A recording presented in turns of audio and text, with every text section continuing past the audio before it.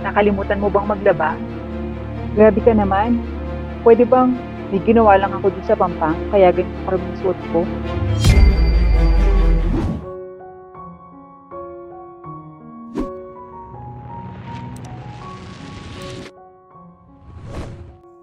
Dahil bakasyon na sa school si Audrey, iniisip na niya kung saan siya pwedeng magbakasyon.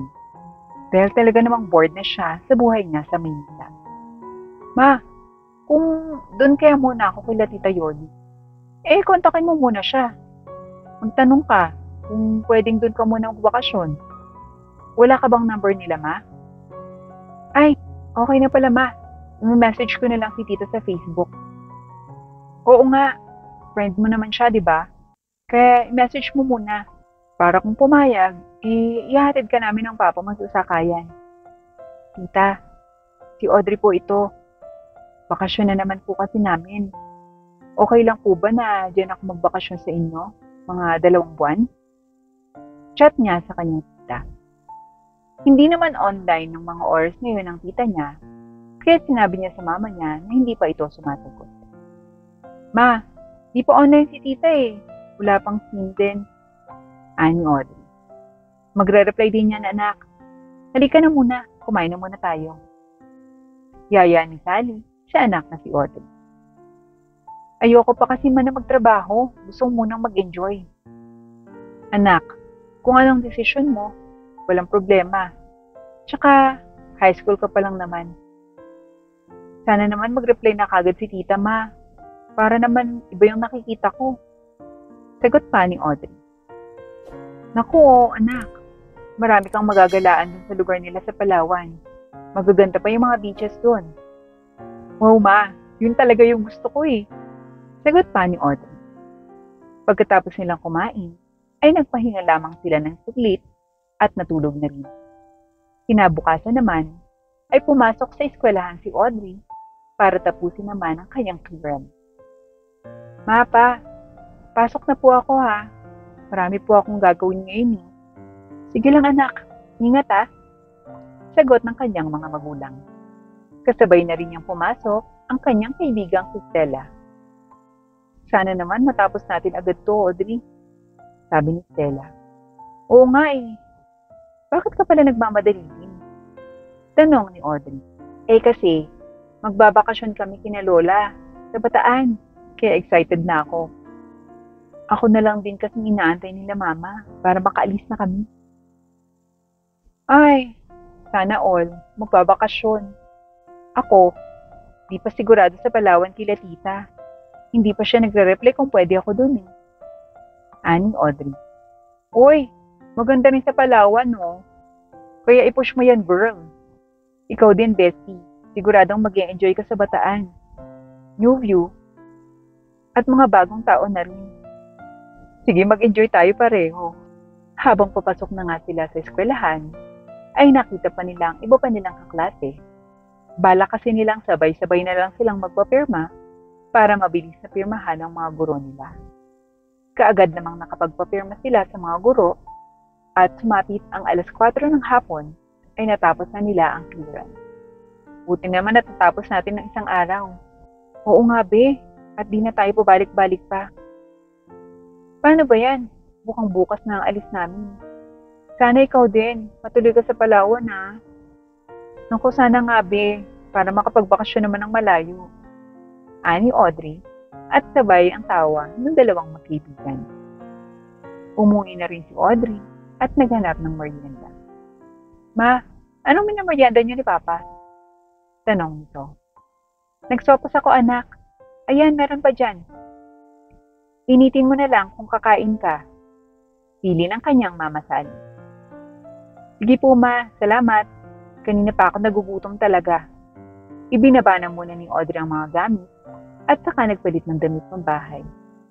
Habang kumakain ng meriendang sopas, ay nag-online ulit siya nang biglang makita niya ang chat ng kanyang tita. Sige pamangkin, dito ka na magbakasyon para naman makasama ka ng mga pinsan mo dito. Chat ng tita niya. Mama! Nag-reply na po si tita. Masayang sumisigaw pa si Audrey. O talaga anong sabi? Sige daw po, magbakasyon daw po ako sa kanila. Masayang kwento ni Audrey. Aba, di mabuti kung ganun. Tapos ka na ba sa clearance mo? Opo ma, tapos na at pwede na ako magbakasyon talaga. O sige mamaya, maghanda ka na ng mga gamit na dadalhin mo para maihatid ka na namin kaagad. Sige po mama, maghahanda na po ako mamaya pagkatapos kong kumain. Kaagad namang naghanda si Audrey ng mga gamit na dadalhin niya sa Palawan dahil first time niya na makakapunta doon. Anak, nag-usap kami ng papa mo. Bukas ka daw namin ihahatid kung gusto mo na agad. Okay lang po ma, kung bukas na po ako aalis. Nakanda na naman yung mga gamit ko eh. Sige, walang problema. Anak, mag-iingat ka dun ha. Huwag matigas ang ulo sa tita Yoli mo. Paalala naman ng kanyang papa. Opo pa, huwag po kayong mag-alala. Magbe-behave po ako kay tita. Ingat din po kayo ni mama dito ha. Kayo na lang po yung may iwan dito sa bahay. Pero makakapag-banding na po kayo ni mama. Oo naman, ako nang bahala sa mama mo. Natatawang sabi ng kanyang papa. Bago matulog ng gabing iyon, ay nag-chat ulit siya sa kanyang tita. Tita, bukas po ako ihahatid ni na mama at papa sa sakayan. Bali, chat na lang po ako bukas sa inyo kung nasa na po ako para masundo niyo po ako. Salamat tita, see you soon. Reply niya sa chat nito. Agad naman ng tita niya ang message. Sige pamangkin, pagsakay mo naman mula sa inyo, 2 sakay lang. Kaya lang, napakatagal mo talagang magbabiyahe. Kaya magbaon ka ng pagkain na. Habili naman ng kanyang tita. Ay, sige po tita, noted. Reply naman niya agad. At pagkatapos noon, ay natulog na siya. Iniwan na lang niyang naka-charge ang cellphone para pagising niya ay full battery na ito. Kinabukasan niya ay nakahanda na ang lahat. O anak, halika muna, mag-almusal muna tayo dito. Saka, nagbalot nga pala ako ng pagkain mo at matatagalan ka sa biyahe. Mahaba-habang oras din. Naku, salamat po mama ha. Sabi nga po kagabi ni tita, magbaon ng pagkain dahil mahaba daw po yung biyahe. O halika na, tayo nang kumain at lalamig ang kape. Anak, wala ka namang nakalimutang bedtime? Paalala ng kanyang papa. Okay na po pa. Nag-double check ko na rin po kanina at kagabi bago ako matulog. Pagkatapos ng kumain, ay naligo at nagbihis na ang mag-anak. Hinatid ng desk chair si Audrey papunta sa sasakyan nitong van na patungong Palawan. Ngunit ang biyahe sa barko ay halos 1 araw. Anak, mag-iingat ka ha. Anak, ingat. Mag-chat ka agad sa amin kung nasan ka na ha. Sabi naman ng papa niya. Opo ma, pa, pabiyahe na po. Paalam niya. Matagal siyang nasa barko at tama nga ang mama at papa niya na matagal ang biyahe niya sa barko. Kaya naman kumain muna siya ng kanyang baong pagkain at saka umidip pansamantala. Nakatulog rin siya ng halos 3 oras. Paggising niya ay malayo pa rin. Kaya't nagpasya na lamang siyang bumalik sa tulog. Lumipas pa ang ilang oras at nagising siya ulit. Manong, malapit na po ba tayo? Oo, malapit na. Patigil na tayo sa daungan. Sagot nito. Natuwa naman si Audrey at kaagad ay nag-chat sa mama at papa niya. Ma, padaong na po ang sasakyan. Mabuti naman anak, kanina pa namin inaantay ang pag-chat mo eh. Nakatulog po kasi ako at naidlip na po kanina. O siya, sige, update mo kami ng papa mo ha. Kaagad nga ay nakadaong ng barko at sumakay na siya papunta sa lugar ng kanyang tita. Tita, hello po, kamusta kayo? Tanong niya dito habang yakap. Okay naman. Andito ang pinsan mong si Jillian. Pinsan, ikaw na ba yan? Aba, namutikan lalo. Alam mo na, Manila girl, Natatawa niyang sagot. Ikaw nga dalagang-dalaga na, Jillian. Puna naman ni Audrey sa pinsan niyang kasing edad niya lamang. Oo naman pinsan. Maganda naman at nakapagbakasyon ka dito. Marami tayong gagalaan. Mabait din ang may-ari ng asyenda na to. Ani Jillian. Ha? Bakit? Kanino to? Nakikitara lang ba kayo? Oo, Audrey. Doon nga nagtatrabaho sila mama. Huwag kang mag-alala. Mabait naman sila. Saka yung binatang anak nila. Ah, maganda naman pala kung ganon. Basta igala mo ko dito ah. At para naman may bagong lugar ako mapuntahan. Oo naman, walang problema. O paano pamangkin? Maiwan ko muna kayo. May trabaho pa ako sa mansyon. Jillian, ikaw mo nang bahala sa pinsan mo ha. Nakaluto na ako dyan, kumain na rin kayo. Ani ng kanyang tita Yod. Sige po tita, salamat. Wala yun. O sige ha, mauna na ako. Paalam nito. O tara insan, kumain muna tayo bago tayo magala sa labas. Oo, kaya bibilisan ko ng kumain. Sagot naman ni Audrey. Kaagad na natapos silang kumain at una nilang pupuntahan ay ang dagat na malapit sa bahay nila Jillian. Wow, ang ganda naman dito pinsan. Tingnan mo yung kulay ng tubig.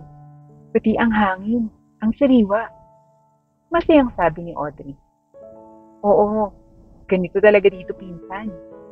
Ang ganda dito sa Palawan. Mukhang mag-e-enjoy ako dito. Pinsan sandali lang ha. May naiwan lang ako. Dadalhin ko pabalik. Paalam, Jill. Habang naglalakad naman sa gilid ng dalampasigan, ay may nakasalubong siyang lalaki na marumi ang suot. Hi, bago ka dito? Tanong nito. Oo, bago lang ako dito. Pero bakit ganyan yung suot mo? Nakalimutan mo bang maglaba? Natatawang tanong ni Audrey. Grabe ka naman. Pwede bang may ginawa lang ako doon sa Pampang kaya ganito karaming suot ko?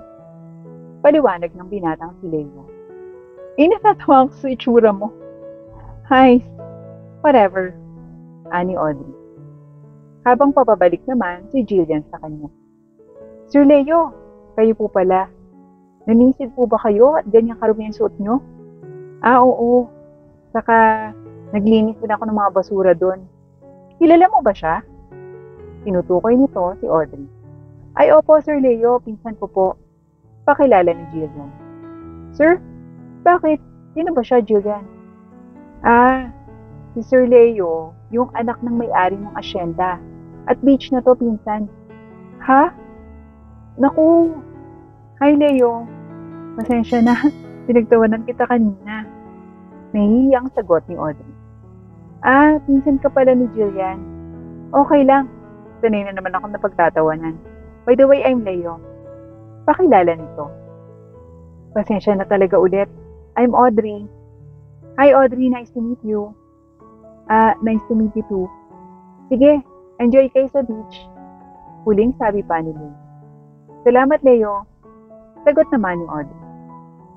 Naku, pinsan. Yun ang anak ng may-ari nito. Ano bang ginawa mo? Pinagtawanan ko kasi siya kasi ang dumi-dumi ng suot niya. Saka sinungitan ko rin. Hindi ko naman alam na anak pala siya ng may-ari dito. Diyos ko, nakakahiya. Ganun ba? Yan mo na. Humingi ka naman ng pasensya. Mabait naman yan si Sir Leo. Ani Jillian. Pagkatapos ng pangyayaring iyon, ay kaagad namang hinubad na ni Audrey ang short at damit na suot. At agad nang nagtampisaw sa tubig sa kanyang suot na swimsuit. Pinsan tara nang maglangoy. Yaya nito sa pinsang si Jillian. Sige lang, ikaw na lang pinsan. Sawa na ako dyan. Teka lang, bibili ako ng pagkain natin dyan sa may gilid. Sige pinsan, bilisan mo lang ha. Wala akong kasama eh. Ani Audrey. Habang wala naman si Jillian, ay dumating si Leo. Ngunit nagpalit na ito ng damit. Nakasuot ito ng short na tinyermohan ng checkered na polo na lalong nagpagwapo dito. Aba, mukhang nag-enjoy ka. Masayang bati ni Leo. Oo Leo. Bihira naman kasi ang beach sa Manila. Madalas, mainit pa at madumi. Pero dito, ang ganda. Talagang nakaka-relax. Aba oo, talagang napakaganda rito. Kapag nalulungkot nga ako, naupo lang ako sa gilid ng dagat.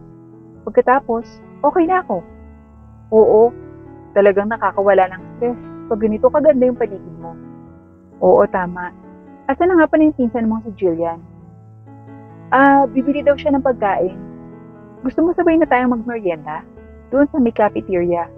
Masarap ang kape at cake doon. Yaya ni Leo. Agad namang sumama si Audrey at mabilis silang nagpapalagayang loob. Natatawa ako sa'yo. Masakit na lang yung tiyan ko. Kanina ka pa, Leo. Tama na nga. Kainin mo na agad yung cake. Sarap yan. Paninigurado ni Leo. Well, tama. Masarap nga siya. Sabi ko sa iyo magugustuhan mo nga. Order ka na lang kung ano pang gusto mo. Bigla namang dumating si Jillian at kanina pa siya hinahanap. Minsan ikaw ha, napapalapit ka na kay Sir Leo. Ani Jillian.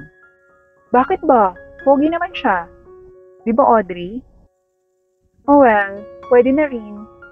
Sagot ni Audrey. Bago matapos ang 2 buwang bakasyon ni Audrey, ay nagkagustuhan na sila ni Leo. Sasabak naman sila ngayon sa long-distance relationship dahil pauwi na si Audrey.